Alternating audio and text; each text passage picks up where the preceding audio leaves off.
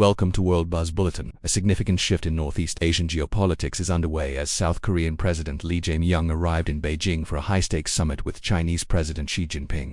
The meeting, described by officials in Seoul as a strategic reset, marks the first state visit by a South Korean leader to China in nearly 4 years and signals a potential departure from the more confrontational stance favored by the previous administration. The two leaders met at the Great Hall of the People on Tuesday, where they discussed a range of sensitive issues including regional security, semiconductor supply chains, and the ongoing instability on the Korean Peninsula. President Lee has emphasized a balanced diplomacy approach, seeking to repair economic ties with Beijing, South Korea's largest trading partner, while maintaining the core security alliance with the United States. The agenda for the summit has focused on several critical pillars.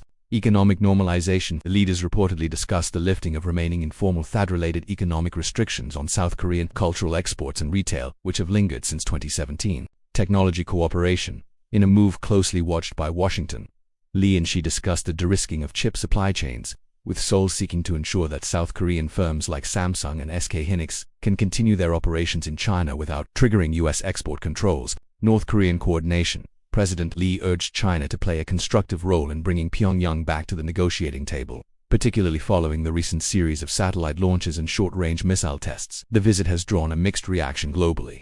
While domestic business leaders in Seoul have praised the move as a pragmatic necessity for the export-reliant economy, some analysts in Washington have expressed concern that a closer tilt toward Beijing could complicate the trilateral security cooperation between the U.S., Japan, and South Korea. As the two-day visit continues, the focus will shift to the signing of several memorandums of understanding regarding environmental cooperation and youth exchange programs. For President Lee, the success of this mission will be measured by whether he can secure tangible economic concessions from Beijing without alienating his counterparts in the White House. Thank you for watching World Buzz Bulletin.